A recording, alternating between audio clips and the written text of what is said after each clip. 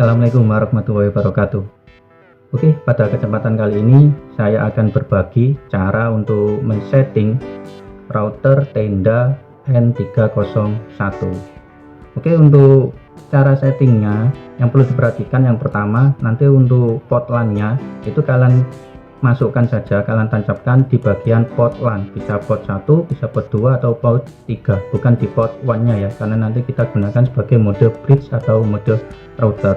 Oke, kita coba kita tancapkan ke laptopnya. Nah, secara otomatis nanti akan membuka halaman utama dari web management tendanya. Nah, nanti kalau sudah keluar, kalian klik aja di sini di web browsernya, kalian ketikkan IP utamanya seperti ini, 192.168.0.1, kemudian kalian enter. Nah, nanti akan diarahkan ke halaman utamanya untuk setting tendanya. Nah, untuk connection type-nya kalian pilih aja yang dynamic ya.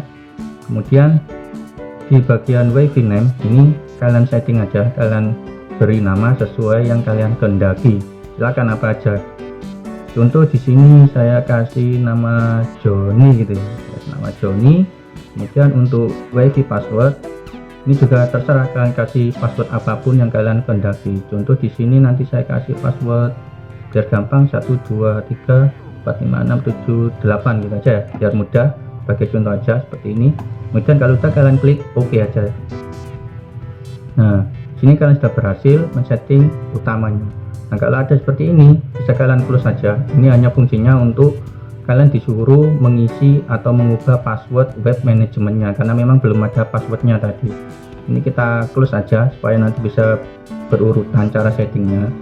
Nah, kita mulai dari awal. Kemudian kita pilih menu internet setting di sini. Nah, sini pastikan nanti kalian adalah dynamic IP ya untuk connection tipenya. Kemudian di menu wireless setting WiFi ini pastikan on, kemudian WiFi name-nya ini sudah sesuai dengan yang kita setting di halaman utama tadi ya, passwordnya 123456778. kemudian ini kalian pilih disable aja semua, dan yang terpenting di bagian bawah, nah yang ini untuk wireless channelnya kalian pilih aja channel yang tidak bersinggungan dengan WiFi yang lainnya. Contoh di sini saya pilih channel 9 aja. Kemudian di bagian channel width silahkan kalian pilih, bisa pilih 20, bisa pilih 40. Kalau 40 berarti nanti semakin lebar. Ini saya pilih 40 aja, kemudian klik OK.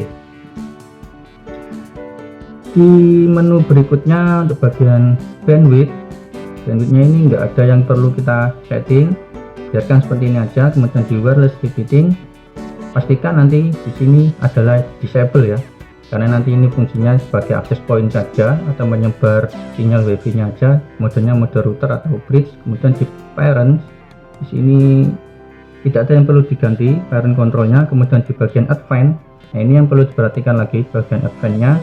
Untuk bagian DDNS kalian pilih disable, kemudian di DMS hostnya kalian pilih disable juga. Kemudian di bagian ping 1 ini kalian pilih yang enable ya, supaya bisa di ping nantinya. Kemudian UPnP kalian pilih disable, dan di bagian AP isolation di sini kalian pilih aja yang enable ya, supaya nanti antar klien tidak bisa berbagi ping sehingga lebih aman. Kalau sudah klik OK aja.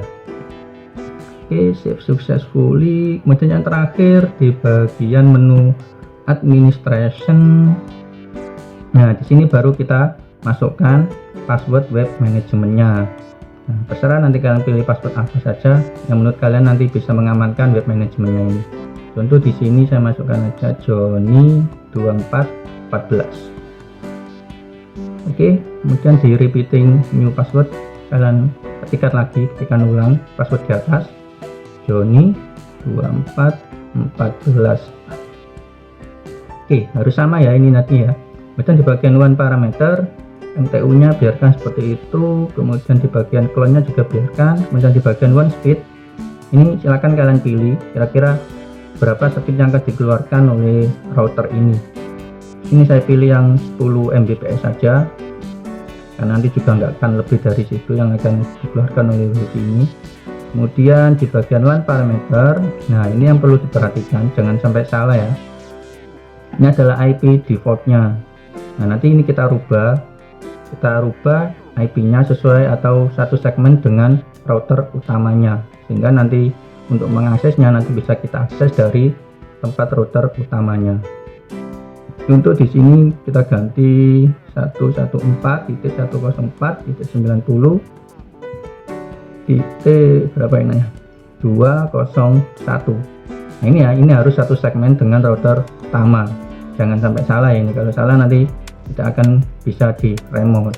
Kemudian di bagian DHCP server yang perlu diperhatikan, nah karena nanti kita gunakan ini sebagai mode router atau mode bridge, maka DHCP nya ini bisa kita disable, sehingga nanti IP yang didapatkan nanti langsung dari router utamanya. Makanya LAN IP nya harus satu segmen dengan router utamanya. Oke, kita disable.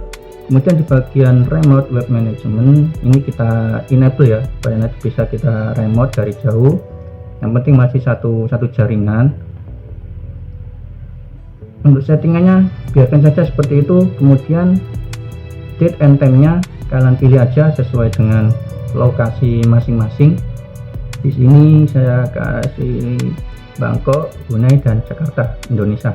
Nah, yang terakhir untuk manajemen maintenance-nya kalian pilih enable aja supaya nanti bisa otomatis. Oke, sudah semua seperti ini aja. Kemudian kalian klik OK aja. Nah, nanti akan ada seperti itu. Kalau seperti itu nanti akan rebooting secara otomatis. Kalian tunggu aja rebootingnya selesai. Dan yang perlu diperhatikan, nanti setelah rebootnya selesai, nanti ini tidak akan bisa kalian akses langsung ke laptop, karena nanti IP-nya kan dari router utama. Sehingga setelah reboot, nanti supaya bisa diakses alamat IP-nya kalian tancapkan routernya di router utama, baru dari router utama kalian tancapkan ke laptop. Kalau secara langsung maka akan error seperti ini. Oke, kita tancapkan di router utamanya. Kalau sudah, nanti akan baru bisa diakses. Nah, ini sudah kita berhasil mengakses dari router utamanya dengan IP yang telah kita tentukan tadi, yaitu 114.104.90.201. Oke, kita coba login. Joni 2314. Oke, login. Nah, kita sudah berhasil men-setting router tenda N301 ini sebagai mode router atau mode bridge yang fungsinya hanya untuk menyebar sinyal WiFi saja, dan IP-nya dan seluruh manajemen bandwidth-nya itu terpusat di router utamanya. Mungkin itu, silakan dipakai, semoga bermanfaat. Saya akhiri, assalamualaikum warahmatullahi wabarakatuh.